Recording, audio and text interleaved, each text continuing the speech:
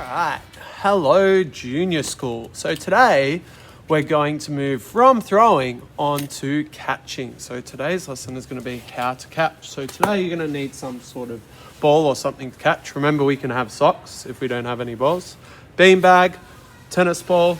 I'm also going to show you how to catch, which is a bit different, with a bigger ball like a basketball or a soccer ball, or maybe you have a football or a rugby ball that you want to try and catch. So the first one we're going to go through is just like I'm going to use a tennis ball, but you could also use your pair of socks if you don't have one. And our main thing when we're catching smaller items like balls like that is we use our cups. When we have our cups, we want our two hands together. So we want our two hands together like this, and we want them as wide as possible with the fingers. We don't want the fingers tucked in, we want them nice and wide. Let's see how that makes our hands a little bit bigger.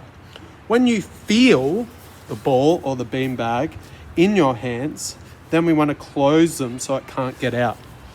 Now, like our throwing, we used different parts of our body to throw. So when we catch, we use our hands.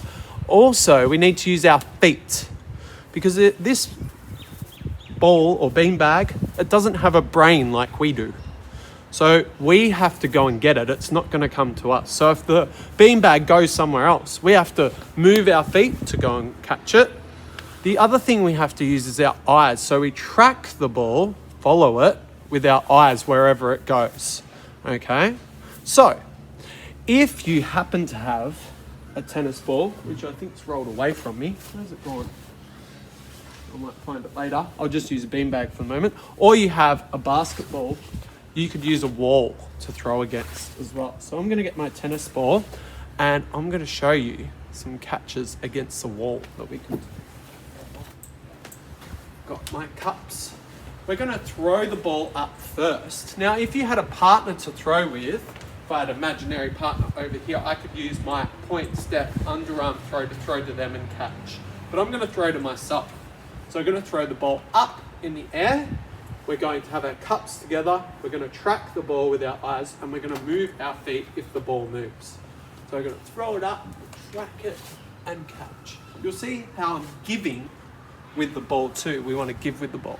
Another way to do it if you're finding it difficult to throw is to just let it bounce, especially if you don't have a nice bouncy tennis ball.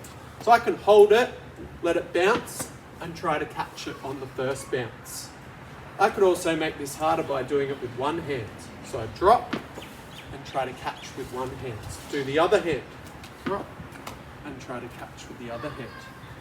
Another way to do it, maybe if you want to make it a bit harder, is to use a wall or a partner. Like I said, you could throw out. So I don't have a partner, so I'm going to use the wall.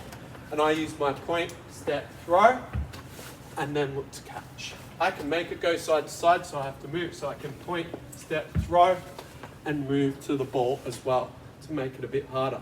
To make it a bit easier, you might point, step, throw, and let it bounce once and catch it. Also, you can change it up and make sure you could use two hands at the start, and once that's too easy, we can try with one, and we can try with the other hand as well, because I'm right-handed, so it'll be easier for me to catch with that one. Now, differently, we're going to look at catching with this ball as well. Now, I was using my down cups, and we can also use up cups as well, but I might focus on them next time when we do some catching. But catching with the bigger ball is a bit different, because we don't catch with our cups, we catch with our W's. So you might see I make a W, or some people call it a star. I like the star as well to catch. And again, wide fingers, and we're going to close our star to catch the ball. Now, for this one, when we're throwing, it's more of a push. We don't point, step, throw, but we'll have to step and push with a basketball. You could use a soccer ball as well, it doesn't matter, or a volleyball. Now, if you used a football, I probably wouldn't throw that one against the wall because it's going to go different ways. So you might want to throw that one up. So I'm going to do the basketball first, okay? We'll do the bouncing one, then we'll do in the air, then we'll do against the wall. All right, let's give it a go.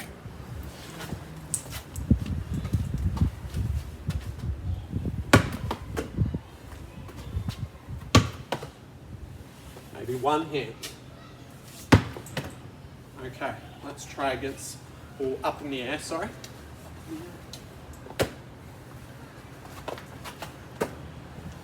Against the wall. Or maybe without a bounce on the full. And you could even time yourself. You could maybe put 30 seconds on the clock, similar to what we did with our throwing last week, and see how many catches you can get bouncing, how many catches you could get against the wall, or how many you could get throwing in the air. Our last one's the football. Now, if you know how to handball, you could step and strike with your fist, catching your hands like an ice cream cone with yours, and you step into your handball. Or if you don't feel comfortable, you can throw and flick it backwards. Same when we're catching, W's or star. I'll do a throwing one first. I'll do a handball one. Or if you know how to bounce, you could try and bounce the footy and catch. Step, handball, catch. Make it a bit harder. I have to move and catch. So that's how we catch with our oval shaped ball, maybe a rugby ball. You might be a rugby person at home. All right, so there are our types of catching. Give a few of those games a go. Maybe try 30 seconds and time yourself and see how many catches you can get. And then on Friday, I'm going to have some games for us to play with our catching. All right, see you on Friday.